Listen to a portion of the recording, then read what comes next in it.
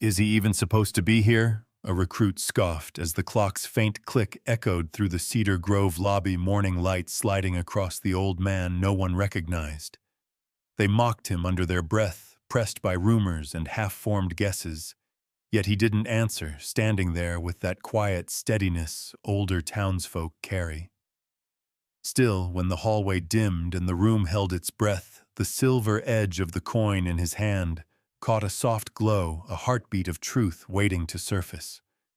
Quiet men leave echoes too, and that coin would tell the rest. The lobby of the Cedar Grove Community Training Center carried that early morning stillness you only heard in small towns on Veterans Week. A low hum from the fluorescent lights settled over the rows of folding chairs, and the smell of fresh Cedar Diner coffee drifted in with the cold air each time the door opened. The new community recruits clustered near the sign-in table, clipboards tucked under their arms, their voices a mix of nerves and overconfidence. "We don't even know who he is," one of them murmured. The old man wasn't hard to spot. Walt Marin stood near the wall as if he'd simply grown out of the shadow there, adjusting the lobby's aging clock with a small brass tool. When he lifted his hand, the pale morning light caught the sliver of silver along the edge of the coin in his pocket, a flash quick enough to miss unless you were looking for it. "He moves like a phantom," another recruit whispered, trying to sound clever. But none of them knew how close that word really was. Walt finished with the clock, gave it a gentle tap, and stepped back with the quiet satisfaction of a man who preferred things in working order. His coat was worn at the edges, his posture relaxed, almost apologetic, as though he didn't want to be in anyone's way. Linda Harrow. The head of the Community Safety Board spotted him instantly. She strode over with her clipboard tucked tight against her chest, her tone crisp enough to rearrange the air. "Mr. Marin, please step back. Recruits only past this point." Walt lifted his eyes, but didn't argue. He knew that tone, he'd heard it from people who lived by rules more than judgment. He stepped aside without a sound, letting a pair of younger volunteers slip past him. Recruit A approached, brow raised, voice polite but skeptical. "Sir, are you—" Staff Walt shook his head. "Just making sure things run right." Recruit B snorted softly. "He doesn't look official." Walt didn't answer. He rarely did when the words weren't worth carrying. He simply folded his hands behind his back, studying the unstable flicker in one overhead bulb. He knew that kind of flicker too. He'd fixed 1,000 of them in places most folks never saw. The recruits kept glancing his way. Maybe it was his stillness, or the way he moved with an ease that had nothing to prove. Maybe it was that quiet confidence older men sometimes carried, the kind built from years no one asked about. Still, Walt gave no reaction. His face stayed calm the way it always did when people talked without knowing anything true. Near the back of the room, Eli Turner, 12 years old, and always watching more than he spoke, studied Walt with a kind of puzzled curiosity. He'd seen men like this before, men who knew how things worked, long before anyone else noticed there was something to fix. Eli wasn't sure why, but something about the old man felt familiar. Not in a way he could name, but in that quiet, instinctive way kids sometimes sensed character before adults did. Walt adjusted the cuff of his coat, the silver coin brushing lightly against his fingers, and looked toward the training hall doors as if listening for something only he could hear. And Eli kept watching him, wondering why the old man felt strangely familiar. The morning session began with the clatter of chairs and the nervous shuffle of boots on the polished gym floor. The recruits filed into the training hall in uneven lines, trying to look sharper than they felt. Walt Marin chose a seat in the very back row, the one closest to the utility door. He sat quietly, hands folded, eyes tracing the room, the way a man traces an old map he knows by heart. Linda Harrow marched in moments later, pinning a new sheet of paper to the corkboard with a firmness that echoed across the hall. Unauthorized maintenance under review. A bold red stamp cut across the page like a warning flare. Several recruits exchanged glances. "He just wants attention," one whispered behind his hand. Walt didn't turn around.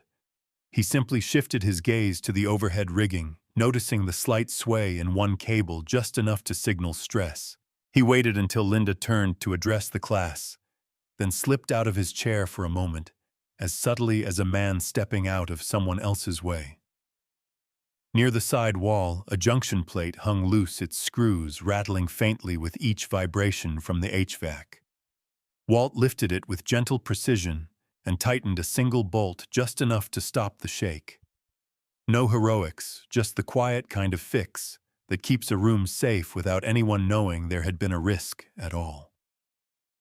When he returned to his seat, only one person had noticed. Eli Turner sat halfway down the row, knees bouncing as he tried to follow Linda's instructions. He kept glancing backward. Finally, he slid out of his chair and walked over, pretending he needed a new pencil. "You know these systems?" the boy asked in a whisper. Walt nodded once. "Enough to keep trouble away." Eli's brow scrunched. "People think you're messing around." "People say what they need to say," Walt replied. He didn't sound bothered, just tired of the way words sometimes missed the truth. The class moved into their first skill rotation, and Linda kept a close eye on Walt from across the hall. Each time he glanced toward a panel or pipe, she made a note on her clipboard. She thought he was meddling. The recruits thought he was odd. Only Eli seemed to think he was something else entirely. During a break, the hum of the building changed pitch, a sign of the strain Walt had already seen. He rested his palm against his coat pocket, and the edge of the silver coin peeked out farther than before, as though shifting with its owner's unease. He pressed it back into place, a quiet reflex more than a habit. Eli returned to him again, lowering his voice even more. "Do you fix things here a lot?" "Only when they need fixing," Walt said. "Why not tell them?" Walt smiled softly. "Sometimes explaining takes longer than doing." Then he leaned back against the chair, eyes settling into that steady, observing calm he carried like a second skin. He knew where the system was straining. He knew what would happen if someone didn't keep watch. But it wasn't his place to announce any of it. But he didn't explain a thing. The recruits gathered near the center of the room, all of them whispering behind cupped hands, guessing at the old man's intentions, with growing confidence but shrinking accuracy. By noon, every recruit had an opinion about him, none of it correct. Choir rehearsal drifted through the thin walls of the break room, a soft blend of older voices warming up for the evening program at the Cedar Grove Chapel.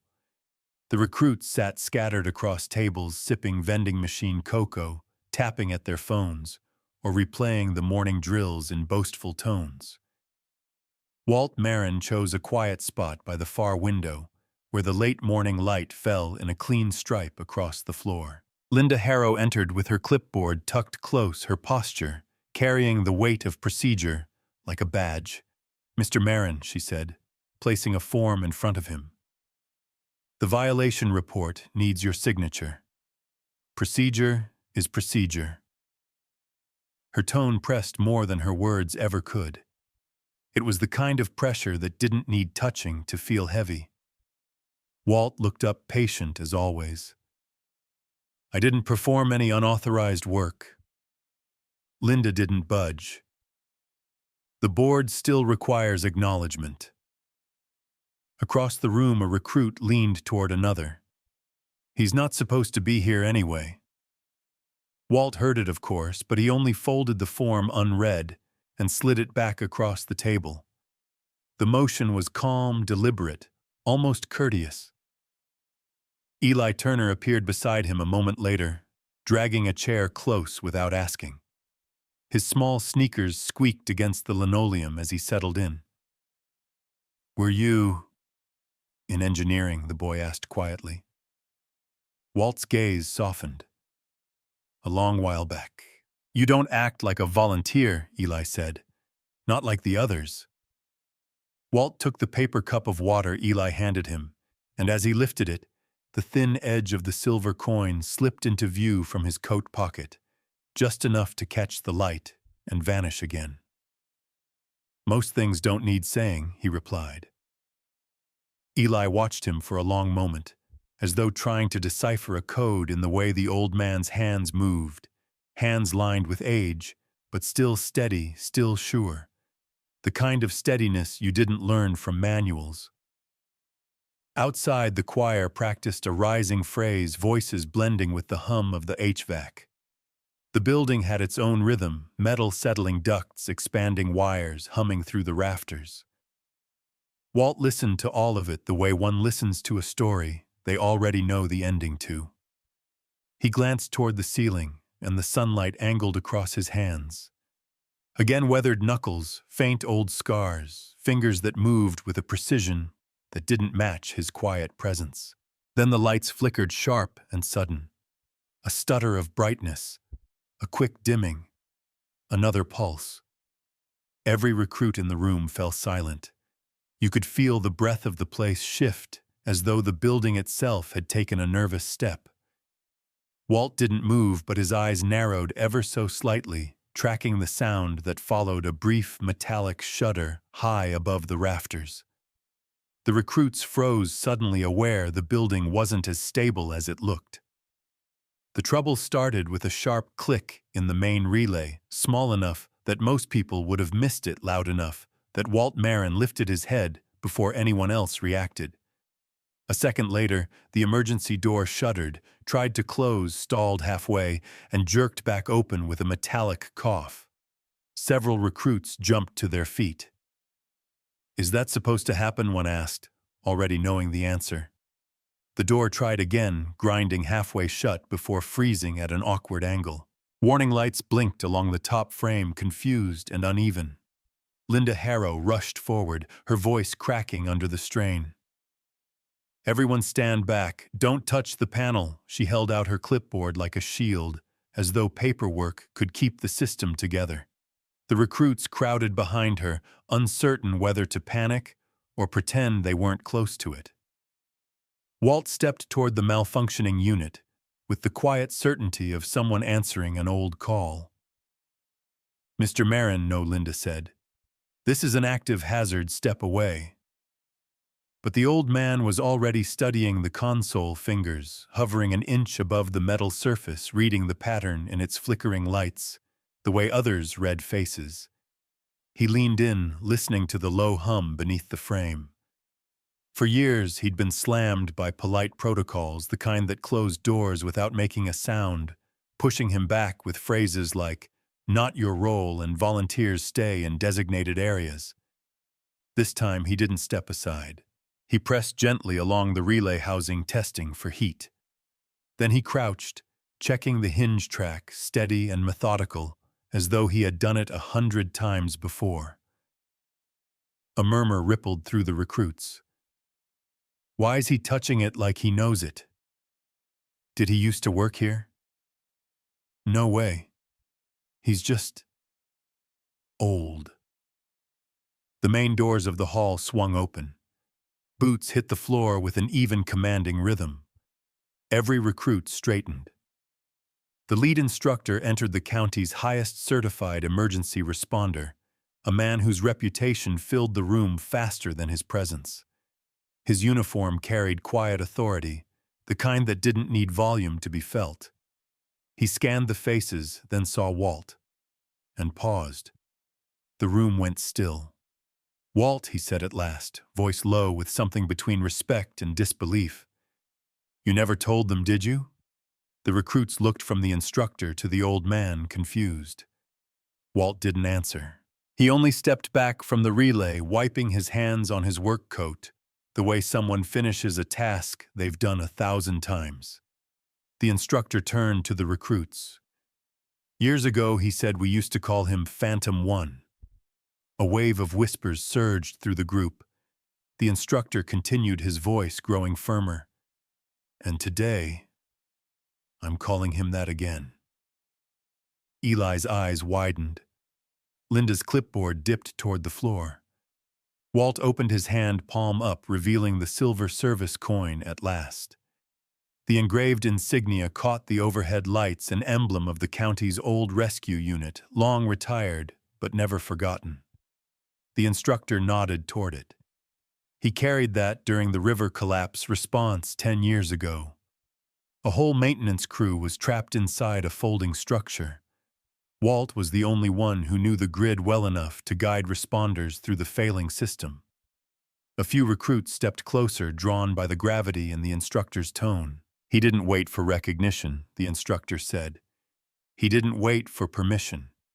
He just went. No medals. No speeches.